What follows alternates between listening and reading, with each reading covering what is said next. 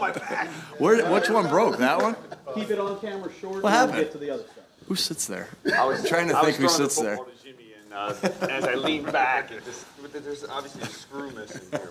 It's the chair's fault. There's a screw missing here, too. Nick, Jalen's committed just one turnover in the first 2 games, and you've gotten, a number of big plays from him. And sometimes, though, the flip side of big plays is that bigger risk plays, and your quarterback may throw interceptions, whatever the case may be.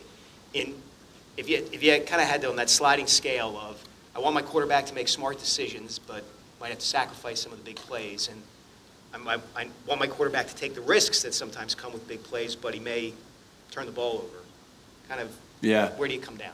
Yeah, I mean, when we look at every stat we ever look at, and the only stats we ever look at, obviously the win-loss column, right?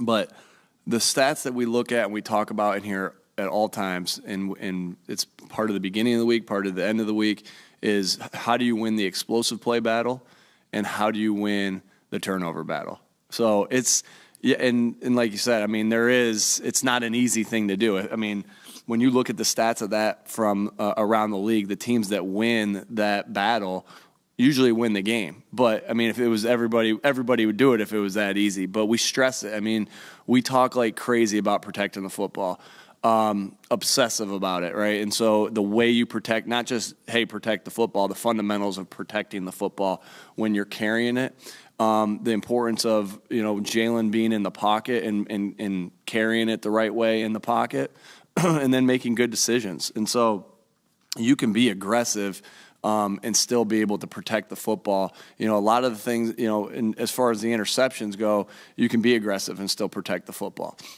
That doesn't mean careless, though, right? And so it's that play's there. I'm trying to take this deep shot right here, and is it there? No, check it down. Is it there? Yeah, got a step, take it. So we don't ever want to freeze them in those scenarios, but hopefully we've done enough to teach them, hey, this is what it looks like when it's there, here's what it looks like when it's not there, and let's move on. And then you talk a lot about like what coverage you're expecting when that explosive play's there. And so you teach the quarterback, and you spend so much time with the quarterback, so you're on the same page. Hey, when we get cover, fill in the blank. When we get cover 2, this is what we want this shot against. Shoot, we didn't get cover 2. Boom. Okay, check it down. So it's not an easy thing to do to be able to have a lot of explosives and not have turnovers. But it's a really important stat for us, and we spend a lot of time working to be good at that stat. Nick, to that end, what was the teaching point for Kenny on that interception that Jalen had? That was on me. I just felt like I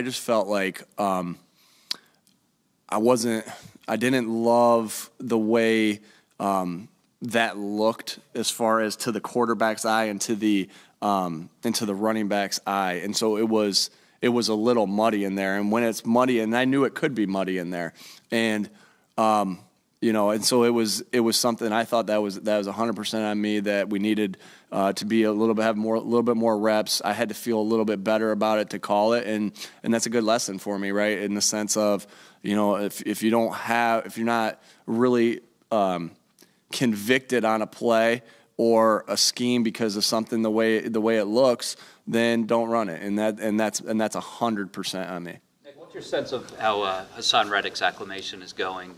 Do you feel like you're pretty close to unlocking him? I really do. As you watch last game, and this week on a short week, I didn't get the chance to watch the defense till a little bit later in the week.